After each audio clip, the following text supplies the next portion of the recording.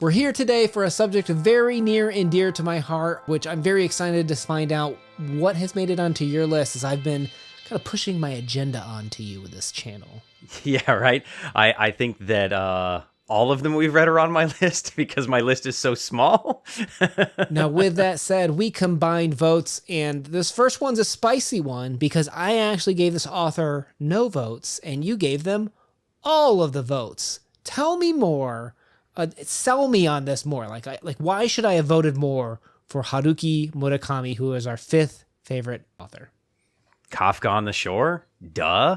I think the great thing about Murakami is relatability and accessibility for somebody that is new to trying to branch out into other cultures, somebody maybe from the West trying to get into this. I think that he's very, very relatable. All right, so your place to start is Kafka. I actually do think his short stories, I think he's pretty solid at the short stories. I think where I'm distanced from him personally is just the novels. Maybe we should read some more, try another novel of his than the Kafka on the Shore, and maybe that could open up some more doors. But to me, I think he's a pretty solid short story writer, so I would definitely pick up his collections. All right, author number 4, Yasunari Kawabata. Why do we love discussing him? This is when you finally get to dip your toes into Asian culture. You've got kind of a handle, you've got an understanding, you're realizing the nuances and the difference between maybe your own personal culture, especially someone like me, white male from the United States. Now I feel like I have an understanding, I can get into the nitty-gritty, and that is enjoyable because now I'm going to pull more out of it, and I'm culturifying myself, which I really, really enjoy. What I think is interesting is you hit an important nail that we didn't touch on a second ago, is that Murakami tends to be, he's more Western than not compared to some of the other Japanese writers. Yes. But Kawabata couldn't be more Japanese. I compare it to this. Miles Davis came out with this album, Kind of Blue.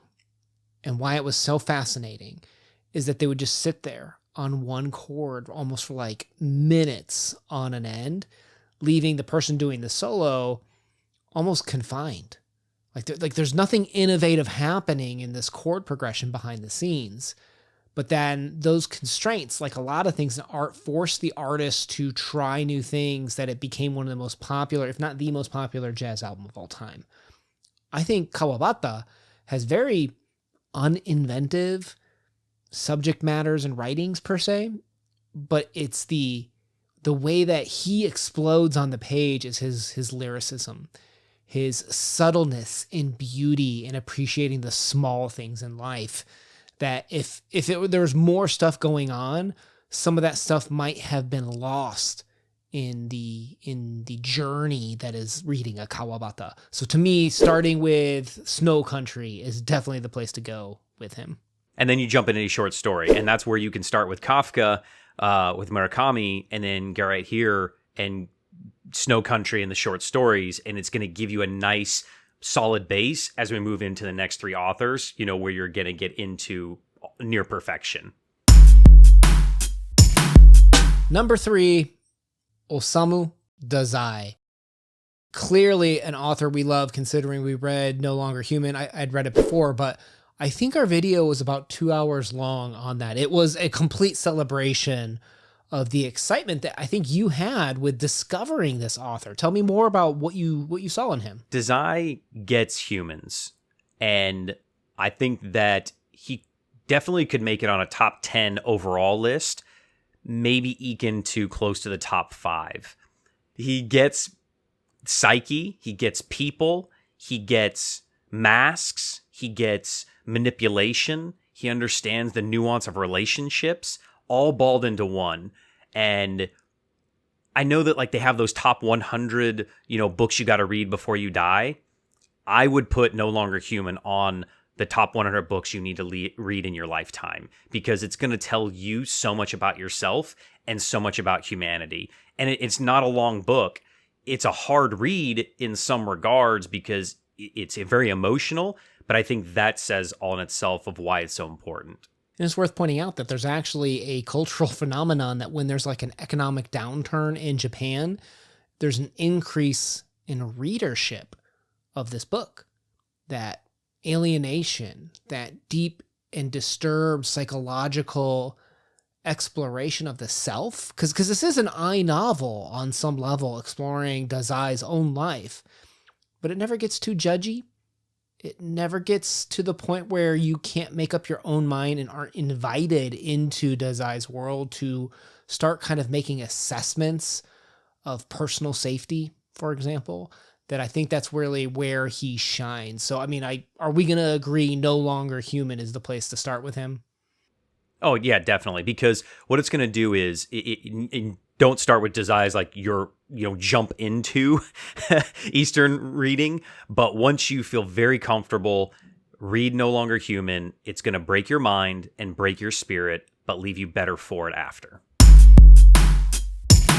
Coming up on number 2, we're entering more into the world of recent translations, because that is a problem where there might be plenty of Japanese authors that either we haven't read and some that haven't even been translated yet.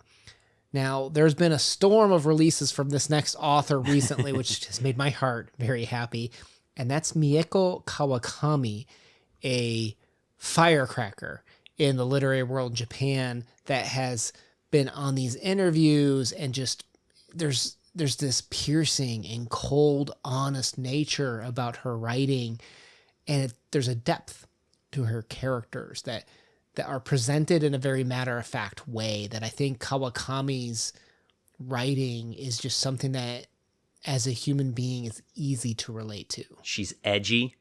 She's modern. She makes you feel uncomfortable. What more could you ask from an author? And then top of all of that, she's going to get all up in your feels, pull back, and then you're going to realize that she's giving you more insight to the female psyche, the female anatomy and body and understanding than you could ever want. And there's that, men are from Mars, women are from Venus. She crumples that up, throws it in the garbage can and says, listen here, buddy. And I love that. And I think that that's what we need more of, is pushing those boundaries in modern literature. And she does that almost better than anybody else. I like that term, pushing boundaries, because a lot of times in her writing, you have those cultural expectations or norms pushed on a user, on a person. And that person's reaction to that push about going along, wearing the mask, as opposed to expressing and being oneself is just the most beautiful part, I think, of her writing. And no better place to me is that explored than in her novel Heaven, which is dealing with a little boy that's dealing with bullying, with how people are picking on him and his friend, and they're almost kind of forced to conform, because there's a very famous phrase in Japan that a nail sticking out gets hammered back in, right? Like, you don't want to stand out too much in Japan. And Kawakami's intersection of how that personal expression intersects with society is what I think is most powerful. And she won a very prestigious award named after our number 1. So number 1, there's never been a question about it. No Our doubt. boy, Ryunosuke Akutagawa, the dragon himself, coming and leaping off the pages with his deep psychological insight, his piercing nature of being able to see humans. And you know what? It sounds negative, but is it really wrong to look at like your friend and just be like, you know what? Human beings are really wretched. You're wretched, right? Like, there's got to be some honesty. Like, we all have these things that we're probably not very proud of at some point in our lives. And I think that a friend calls you out on that, and Akutagawa is calling us out on our crap. And I think that a lot of times, too many authors, they have an agenda, and it's their profession, and it's, they're wanting to express themselves. You have painters and you have singers and, all these different artists, and this is the way they're expressing themselves. But he's going to express himself, and you're not going to like it, and that's okay. I mean, he's the father of short stories, right? He has an award named after him. He's the guy that you go to when you want the best. Everything is a 10 out of 10. Everything that we've ever read, and I know we don't really do numbers anymore, but if you need, any more, me giving you, hey, this is what you need to go to, yeah, he's got my full endorsement. I wonder if we ever did do his stories back when we rated him and we're like, this one's an 8. Like, we were so naive then. The way that a story can evolve, particularly the more you get to know an author and get to learn about their tales. You know, when I started learning about Akutagawa and his personal life, it all came from my Japanese instructor. I maybe there's an English translation of an autobiography or biography out there. I don't know. I haven't seen it. I'd love to check it out. And if you're aware of one, leave it in the notes below because I would love to check it out. But a lot of it came from my Japanese instructor, and you know, she never even once mentioned about his Christian tales, the Cristiano Mono, that, you know, the struggle that he had with what does religion's role and how does religion and the way that, you know, Christianity came into Japan impact the users I keep saying users, the people of Japan, and the way that they were trying to kind of like assimilate and absorb and react. It's just fascinating the way that he's able to capture the tumultuous times of the Taisho era in which he was writing. That I think it's just one of the most engaging reads, particularly now with how chaotic the world can seem. No matter what side of what, pick an argument today. There's so many hot topics. People get so upset that it's very easy to get lost in the argument of the craziness. And I think that's what Akutagawa kind of helped bring out for a reader, is that these are these things that haven't changed, these struggles, these problems, and the wretchedness that we all have. You know, for me, I think you get that really good in a bamboo grove. That's the one where you have like the tale being told from a lot of different perspectives about an attack on a woman, right? Who's telling the truth, and you see these different angles and these different values people place on the same actions can come across totally different. All the way up to Kappa, where you're not sure if it's true or not. Like that would maybe be the second place to go to, but it's that perspective shift that I think he offers the reader that makes him one of the top writers of all time. That's so funny. I knew that was going to happen. I said it the other way. I said go with Kappa first because it's going to ease you in, and I didn't want to blow somebody's mind because I think In a Grove can be a difficult read. It's very enjoyable, but it has so many layers and depths. I mean, like, this is like your 7-layer dip. There's, you even speak about it in our video of like, you can read this in like different directions. Like you can start at the end and read forward and it's still going to make sense because it's such a cool story and it's so brilliantly written.